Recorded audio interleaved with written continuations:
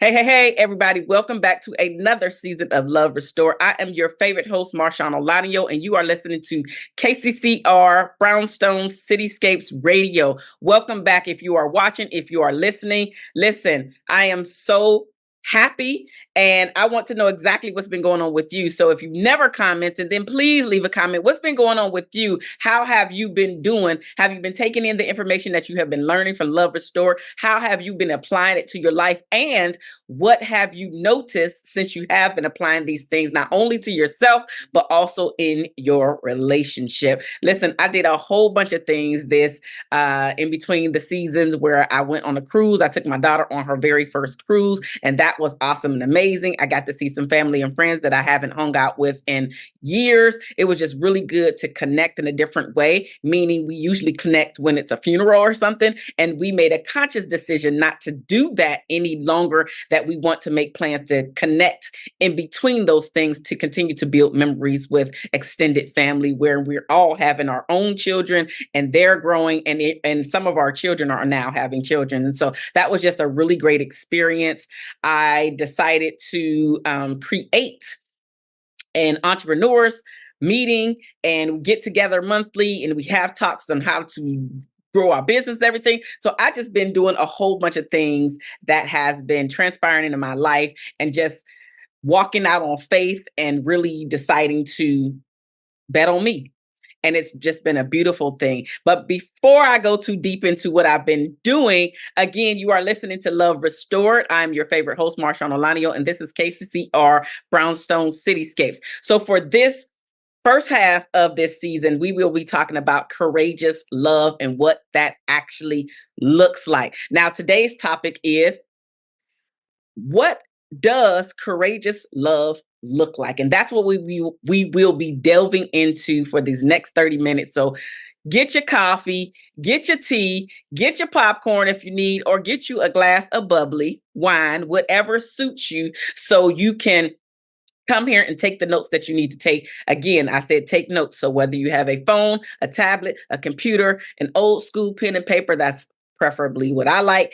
However, and whatever you need in order for you to take and come and get what you need, do that for you, because my whole plan for Love Restored and why I decided to start Love Restore was to give you the tools, to give you the strategies, to give you the information that I lacked when I first started dating and really started to try to figure out this thing that we call love, this thing that everybody wants in their life, or I should say most people want in their life. And we're trying to navigate how to do these things. And so I am giving you the strategy / the blueprint in order to, you can't just keep pointing the finger at the other person.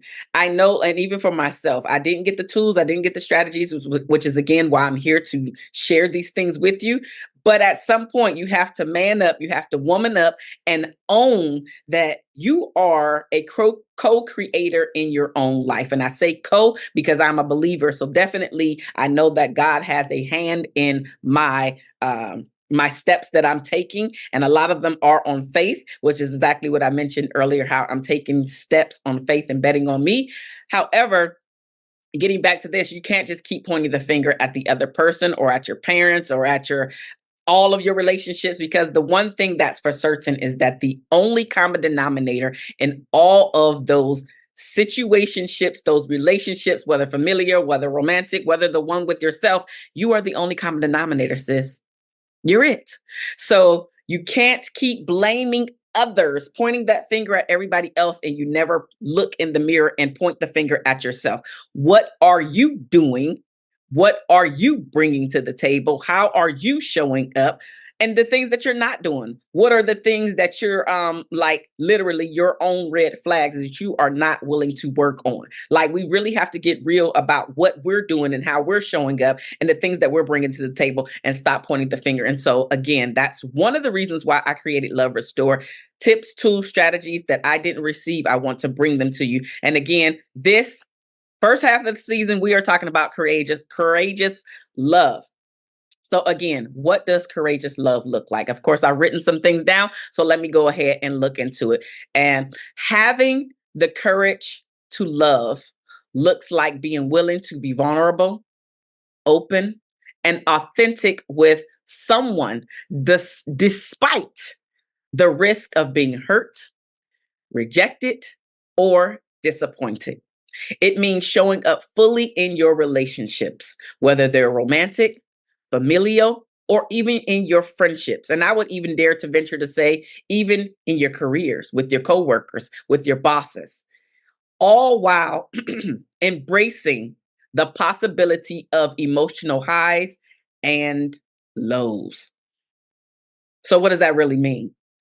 In order to show up and have courageous love, you have to be willing to allow those walls to be shed, to come down, so the person can get a true sense of who you are, why you say the things that you say, why you react the way that you do, why you show up the way that you do, why you fear certain things, why you lean more into other things. And all of it comes together to say, this is who I am.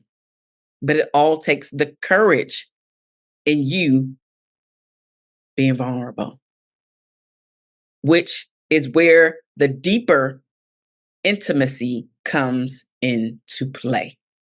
So now, with that being said, I have six courageous ways to love. So the first one is vulnerability, as I just mentioned. So now, what is vulnerability? Vulnerability is sharing your true self, including your fears, including your insecurities, including those past wounds, without holding back to protect yourself. That's vulnerability. This is when I'm coaching my clients, vulnerability comes up time and time again because most people have been disappointed in most of their relationships. And I say most because when I'm talking about it here, I'm definitely talking about romance. However, we've been disappointed with our parents. We've been disappointed by our children. We've been disappointed in our careers. Maybe you've been looked over. You've been supplying all of these things and they still choose somebody else to put in your spot. Showing up and being vulnerable is allowing that wall to have some cracks in it, to be broken down completely. So again, everybody in your life understands who you are. Now, that does not mean that they're going to accept how you're showing up all the time. But if you're having a bad day, so say for instance, 97% of the time, you have a pleasant, positive attitude, very upbeat going. And then you have a day, 2, 3, a week where you are just a mess. You coming off as a mess. Your energy is a mess. It might even be toxic. I'm a venture to say that it's toxic, right? And so because you have been showing up and your vulnerability has been on display, people understand you. You have more of a chance of getting a pass because you decided to say, this is me. You know what? I'm not strong in the area of communication. I know that communication really is the key to having a successful relationship, or at least one component to having a successful relationship. But I struggle with it. I struggle with it. I struggle with being able to articulate my ideas, right? So that's you being vulnerable because none of us want to feel or even look like we're stupid or incapable. And yet, the times that you do that, the times that you show up in your vulnerability, is the times that you will feel the most understood. The people around you will appreciate you more. And guess what? Their walls of insecurity will start to come down as well. Because when you start showing up as your true, authentic self, when you start showing up and say, you know what? I'm not really feeling it today. And you're there, you're giving it your all as much as you can give, but you're also willing to say, you know what? I messed up today. I didn't shine as well as I usually do. That's okay. People can understand that. People can accept that. People can give you a pass, if you will, just because they're used to you showing up as your true authentic self. Now, this is something I didn't even realize was a thing for myself. This is about me because this is something that I just naturally do. I really don't care. Like my past is my past. I have a past just like you have a past. I'm just not afraid to share it. And a lot of times I don't even think about me being vulnerable. And I'm doing air quotes for those of you that are listening because it's just naturally who I am. Why do I need to be ashamed of my past? Whatever my past is. In this case, divorce. In this case, I have a child, and me and the child is me and the child's dad is not together anymore, right? In this case, just um, giving my body away too many times to too many men, right? Before I had to get a handle, like, wait a minute, what am I doing? Because I had to realize I was the only common denominator. Everybody don't want a relationship like you. So, and just understanding the different dynamics. And so even for me to come here and say this to you, I'm sure it's more than one person that's listening to this, right? So me just being vulnerable in who I am without feeling like, oh my God, what are they gonna say? People gonna judge me. They're gonna look at me differently. They no longer gonna listen to the show. Like that's where the deeper connection comes from, is that vulnerability piece. So I highly encourage you, if you have yet to allow your walls to come down in all of your relationships, but especially ones that mean the most to you. And I'm talking about your romantic ones, the people that you sleep in the bed with, or person, whatever, your child or children, right? To me, those are the most important. Then everybody else comes. Now, if you have family in the household, then they should get privy to it at least a certain degree. That is debatable, I'm sure. However, the person that you're falling in love with, especially procreating with, needs to be able to know exactly who you are. Like I had a client, a male client, and we were talking about his relationship, of course, and he was essentially telling me how he had been in this relationship for at the time, I think it was about 5 years in, and he was just like, I'm really struggling with understanding who she is. And it was because she had always kept up this wall. Always kept up this wall. And long story short, their relationship did not last, but a lot of it had to do with him feeling like she never allowed him to truly become a part of her world and truly understand who she is. So in the beginning, the relationship can be really successful or feel successful before the vulnerability comes. However, at some point, in order for you to get to the next level, in order for you to be fully seen and understood, you must show your vulnerability. Those deep, dark secrets that you try to keep, that you sometimes even want to take to the grave, your significant other should know. I'm a venture to say all, but at least the most, especially if it's something that's going to affect the relationship, affect your child or children, affect your lifestyle, etc. They should be privy to that information so they can make an informed decision. Do they want to go and travel this journey called life with you or not? Give them the opportunity to truly make the decision. Okay. The second way to have the courageous love is trust. Now, what is trust? Trust is allowing yourself to trust someone, even though trust takes time to build and can be easily broken. It's about giving others the benefit of the doubt while maintaining healthy boundaries. Trust is a big one. Trust is a just as I read, it takes usually it takes a long time to build up the trust. It's not like an overnight thing. It's experience after experience, you keeping your word or not, right? You showing up when you say that you're going to show up or not. You calling when you say, you making plans when you say, you going on vacation when you say, you building a business when you say, you're contacting the people. Like all of those things play a part in your relationship and the trust that the other person has for you. It takes a long time to facilitate. However, in an instant, just like that, the trust can be broken.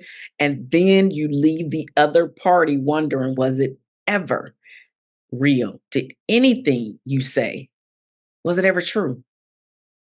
Can they trust anything about the relationship? And I'm talking about romantic relationship right now.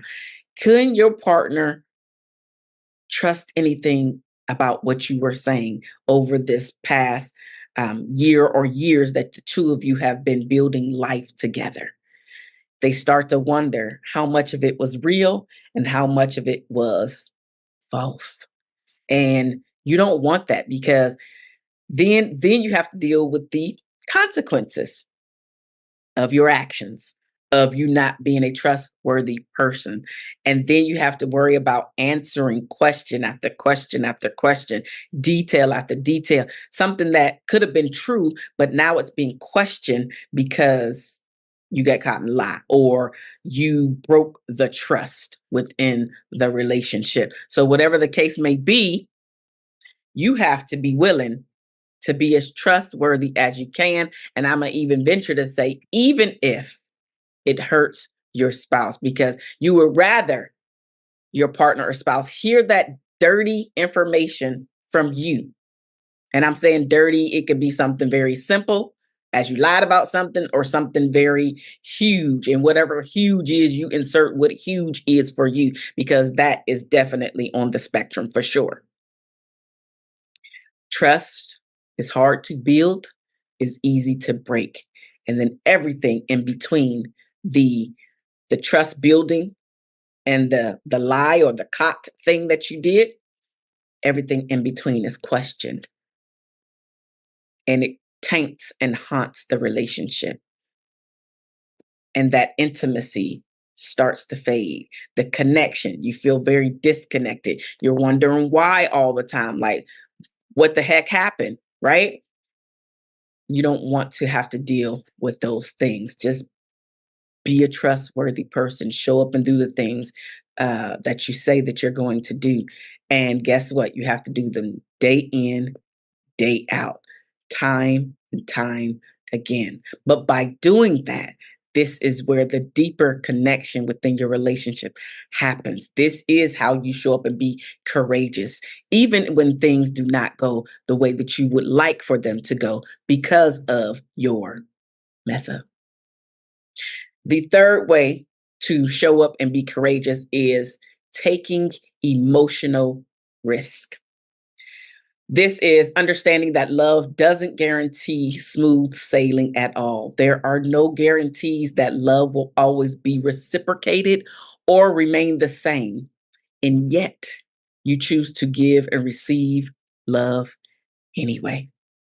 This is absolutely a thing. This, I think emotions and vulnerability kind of go hand in hand. The feelings that come up, that arise, you being able to articulate those things even when there's a risk at like not being understood.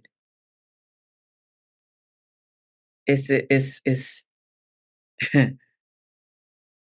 the emotions can really take a toll on some people and not have them show up and be who they are, not speak their mind. Um, just because you are open and honest and sharing your vulnerability and sharing your emotions with your partner doesn't mean that love is going to be smooth sailing. It just means that that is helping with the trust. You're willing to be vulnerable. And these are the emotions that you are feeling. And that's the thing that I want to make sure that I mention. The thing that you're willing to do, or I should say, the thing that you're willing to ask for is the thing that you should be willing to do. So if you want your partner to show up and be emotional with you, show vulnerability, be trustworthy, all of those things you must be willing to do yourself. Show up and be emotional. Again, I keep saying the deeper connection because that is absolutely true. Your intimacy will heighten. It doesn't mean, and when I say emotional, I don't mean go there and stay there and your emotions are taking over and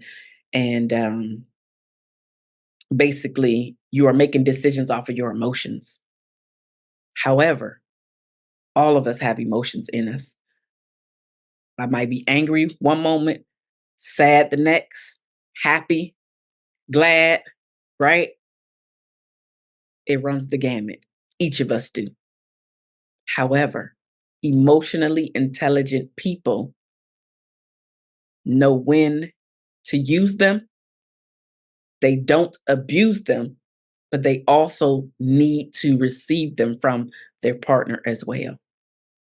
All of that plays a part in your relationship. All right. The fourth way to show up and be courageous in your relationship is self love. You have to be willing to love yourself enough to set boundaries, to speak up for your needs, and even to walk away if the love is not being given, if the love that is being given isn't healthy. Courageous love starts with the relationship you have with yourself. Now, this is something that I work with my clients because, yes, I talk to them about the romantic relationship if they are in one, because everybody that I coach is not. However, everyone, whether you're in a relationship or not, when you are working with me, we work on you. Again, as I talked about earlier, that finger pointing, the blaming, you are the only common denominator. So if you don't have you together, how do you expect to connect, stay connected in a loving, long term, healthy marriage or relationship? You can't. You can't. That's a simple fact because each of us brings some past wounds into it. And if you don't take care of them and if you don't start to heal those wounds, they just keep with the scab on it. And every time something happens, you rip it off. And then it starts to heal again. And then something else happens and it's ripped off. Those past wounds, you have to start really working on healing them. So again, your partner understands you, understands why you're showing up, but you are taking responsibility. You are being courageous enough to say, I have to love myself enough to invest the time, energy, and effort into understanding why I keep allowing said wounds to taint and toxify my relationship. You have to do that. Nobody else can do that. Loving yourself means taking a rest. Loving yourself means setting boundaries, not being a people pleaser. Loving yourself means, you know what? I got to say no today because I got to say yes tomorrow for what I want to really do. And I want the energy to do what it is that I really want to do. Self love is taking care of your physique. Self love is drinking more water. Self love is getting more rest. Self love is taking the time for just you to recharge, whether that's a vacation or a bath. Whatever self love that you need for you is something that you need to incorporate into your life. The fifth way to be courageous in love is forgiveness. Letting go of grudges or past hurts to make space for healing and connection, even when it feels difficult or unfair. Listen, I love to tell my daughter, she'll say something, somebody got a toy, whatever, or I'm purchasing something for somebody's birthday, whatever. And she'll say, that's unfair. And just like I tell her, I'm going to tell you, life is unfair.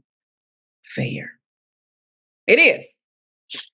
You have to be willing to forgive somebody because unless you forgive that person or people that did the thing or things to you, when it's your time to be forgiven, you won't be. And I'm not just talking about the people, I'm talking about the Heavenly Father. How do you expect to be forgiven by the Heavenly Father when you haven't forgiven your brother that you can actually see? I mix some verses there, but it makes sense. If you are not willing to forgive the people that hurt you, no matter what they did, I didn't say it was right. I didn't say you deserved it. What I am saying is that it happened. And since it happened, now it's time for you to do your due diligence. And not only forgiving the other person, but also forgiving you. Because so many people have a tendency to be able to forgive the other person.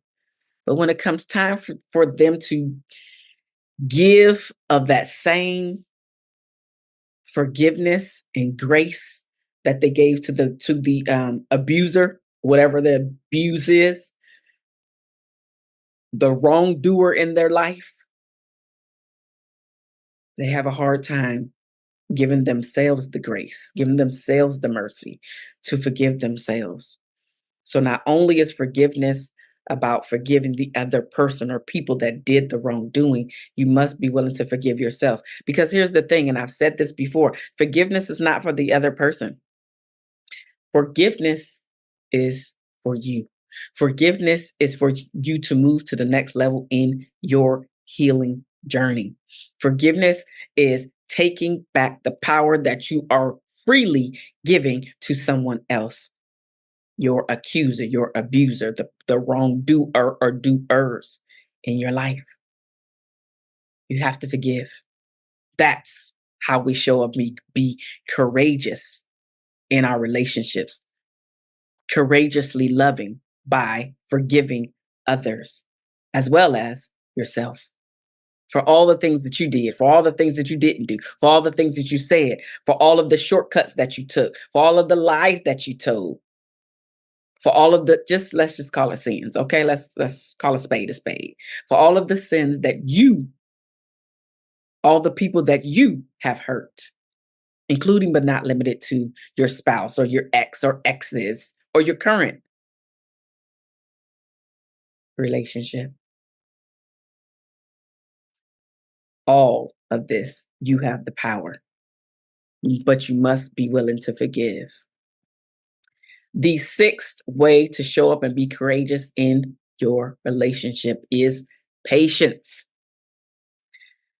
Patience is recognizing that love can take time to develop and grow, and that it requires nurturing, understanding, and consistent effort. Patience is love. Patience is kind. And here's the thing, sometimes patience can be long suffering. But that's being courageous. That's you showing up and being courageous. It may not seem like it because when you're patient, you're usually waiting. And you don't want to wait. We don't want to wait as people. We want the thing that we want to happen now. It's a human thing. It's not uncommon at all. However, in order for things to develop, there's that distance in between, which is time. Time to heal, time for forgiveness to set in, time for whatever. All of this is time. That's patience. Your partner keeps yelling at you. You had a conversation, don't yell at me. That's where patience comes to play, right? You want your partner to be more considerate. That may take patience on your end. Yes, having conversations. I'm not saying let it slide and keep sliding. No, have those conversations. But this is what courageous love looks like, and you showing up and being courageous in your relationships. I thank you so much for being here for these past 30 minutes. I'm your host, Marshaun Olaniyan. This is Love Restore, and you are listening to KCCR Brownstone Cityscapes. I love you guys, and there's nothing that you can do about it. And the next episode will discuss what does having the courage to love feel like. I love you guys, and I will see you on the next episode. For those of you listening, I'll talk to you soon.